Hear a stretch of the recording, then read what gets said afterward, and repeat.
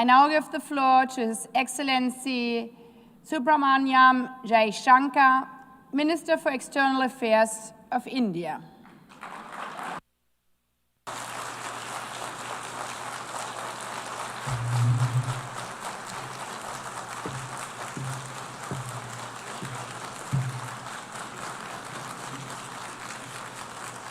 Madam President, Excellencies, ladies and gentlemen, Namaskar from the people of Bharat. We are gathered here 8 decades since the founding of this unique body. The UN Charter calls on us not just to prevent war, but to build peace. Not just to defend rights, but to uphold the dignity of every human being. It challenges us to stand as good neighbors, uniting our strength so that generations to come inherit a world of justice, of progress, and of lasting freedom. Madam President, forces unleashed by history since the founding of the UN propelled this body forward. As decolonization advanced, the world began to return to its natural diversity. The membership of the United Nations quadrupled, and the organization's role and remit grew significantly.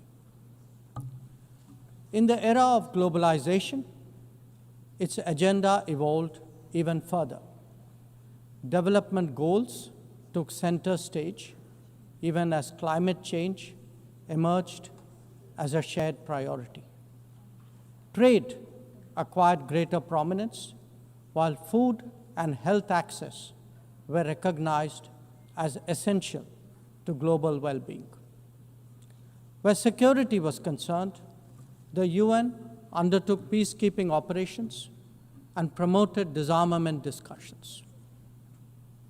As a result, the UN became a natural platform to debate key global issues. Madam President, we must ask ourselves today, how has the UN lived up to expectations? And just look at the state of the world. There are 2 significant conflicts underway, one in Ukraine and the other in the Middle East, West Asia. Innumerable other hotspots don't even make the news. The slow progress of the SDG Agenda 2030 presents a sorry picture. On climate change, the reality is of recirculated commitments and creative accounting. If climate action itself is questioned, what hope is there for climate justice? When a once-in-a-century pandemic hits us, we saw open discrimination in access to vaccines and to travel. Energy and food security have been the first casualties of conflict and disruption, especially since 2022. Better-off societies insulated themselves by having the first call. The resource-stressed ones scrambled to survive, only to hear sanctimonious lectures thereafter. When it came to trade, non-market practices gamed rules and regimes. The resulting concentration exposed the world to leveraging. On top of that, we now see tariff volatility and uncertain market access. As a result, de-risking is a growing compulsion, whether from limited sources of supply or over-dependence on a particular market. Economic concerns have other dimensions as well. Heightened technology control is one. The grip on supply chains and critical minerals is another. The shaping of connectivity is no less sensitive.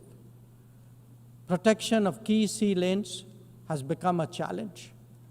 restricting the evolution of a global workplace is an issue. Each makes a compelling case for more international cooperation, not less. But are we really headed in that direction? And where has the UN actually made a difference?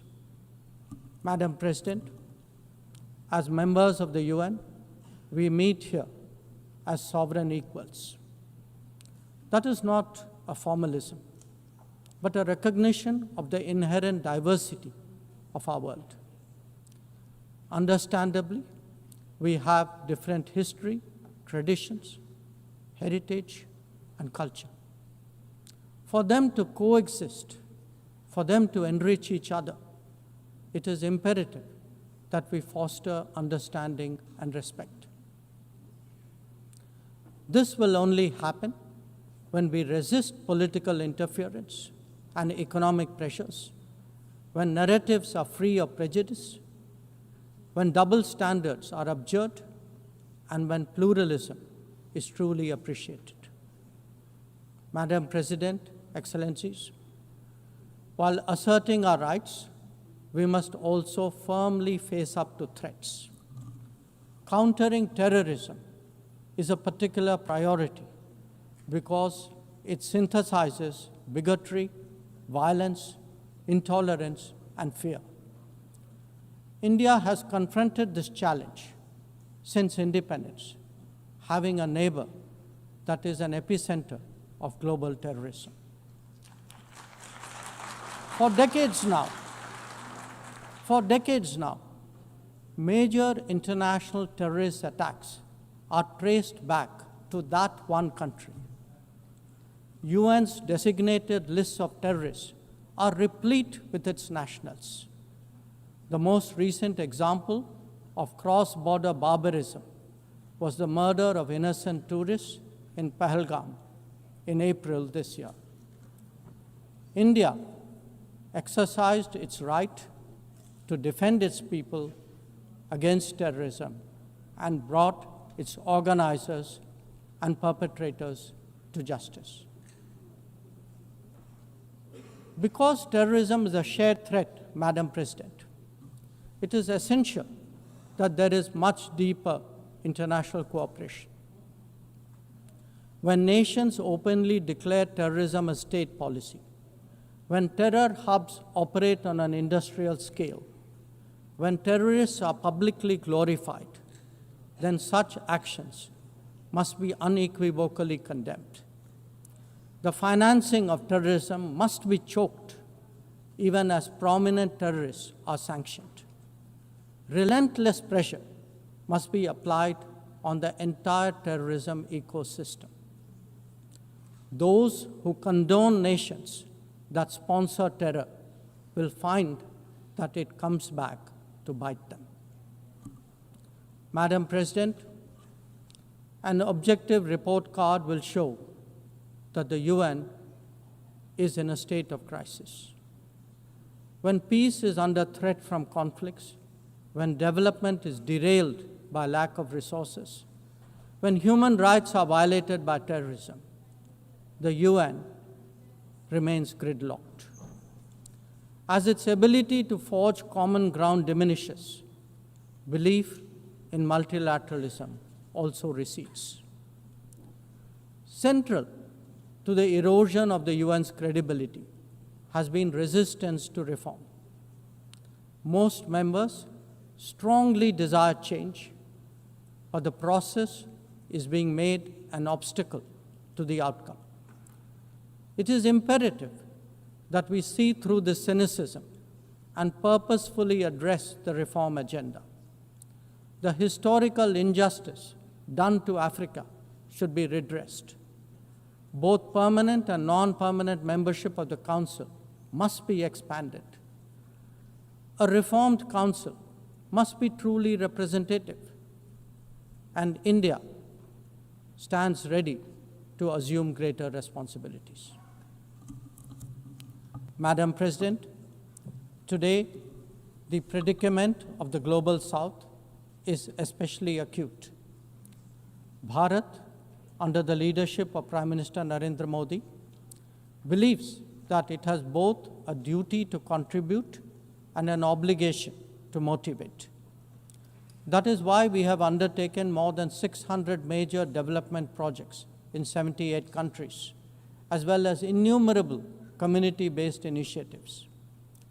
They range from large infrastructure to small livelihoods, from capacity building to people's welfare, from concrete assets to education and training. Turbulent times require that we step forward during moments of crisis. India has been forthcoming in that regard, especially in its immediate vicinity. Whether it is finance, food, fertilizer, or fuel, we have responded to the urgent requirements of our neighbors. Madam President, climate events and conflicts have created a demand for HADR assistance. Reflecting our growing capabilities, Bharat has endeavored to be a first responder. Be it essential medicines or relief supplies, the operations of a field hospital or limb fitment camps, these efforts covered 19 nations last year. The people of Afghanistan and those of Myanmar saw India extend its hand during recent earthquakes. Our efforts at ensuring safe commerce, combating piracy, and preventing attacks on shipping in the Northern Arabian Sea also bear mention. And the Indian tradition of UN peacekeeping operations continues in the Democratic Republic of Congo, in Western Sahara, Central African Republic, Golan Heights, Cyprus, Lebanon, Abyei, South Sudan, and Somalia. To put it clearly, our soldiers ensure peacekeeping, our sailors protect maritime shipping, our security counters terrorism, our doctors and teachers facilitate human development the world over, our industry produces affordable products, our techies promote digitization, and our training facilities are open to the world. These remain the core of our foreign policy. Madam President, each one of us has the opportunity of contributing to peace and prosperity. In the case of conflicts, especially Ukraine and Gaza, even those not directly involved have felt its impact. Nations who can engage all sides must step up in the search for solutions. India calls for an end to hostilities and will support any initiative that will help restore peace. The last decade in Bharat has also seen transformative changes due to the vision of Prime Minister Modi. Our digital public infrastructure has redefined governance and enabled delivery of public services on an unprecedented scale. Our startup ecosystem, innovation culture, and microfinance are changing the face of society. Our rapidly growing infrastructure facilitates both ease of doing business and ease of living for citizens. India remains committed to sharing its experiences and tools with others on their journey of development. Artificial intelligence as a horizontal and cross-cutting technology has a particular promise for development. India's approach is to harness it responsibly for human welfare. Inclusion and impact will be the watchwords for the summit that India will host in 2026. Madam President, Bharat approaches the contemporary world guided by three key concepts. One, Atmanirbharta, or self-reliance. That means developing our own capabilities, building our own strengths, and nurturing our own talent. We see its results already, be it in manufacturing, in space programs, in pharma production, or in digital applications. Make, innovate, and design in India also benefit the world. 2. Atma Raksha, or securing oneself. We remain determined to protect our people and secure their interests at home and abroad. That means zero tolerance for terrorism, robust defense of our borders, forging partnerships beyond, and assisting our community abroad. And 3, Atma Vishwas, or self-confidence. As the most populous nation, as a civilizational state, as a rapidly growing major economy, we are confident about who we are and what we will be. Bharat will always maintain its freedom of choice and will always be a voice of the Global South. Madam President, these are certainly challenging times for the international community. Many of our assumptions and expectations no longer hold. In such circumstances, it is imperative to stay strong, to hold firm, and to deepen friendships. International cooperation must prevail because islands of prosperity cannot flourish in an ocean of turbulence. A world order requires common purpose, as it does empathy for others. That is where we look to the United Nations. Madam President, every member who can make this world a better place must have the opportunity to do their utmost. And for that to happen, reformed multilateralism is the obvious way. The 9th decade of the UN must be one of leadership and hope. Bharat will do its fair share and more. I thank you.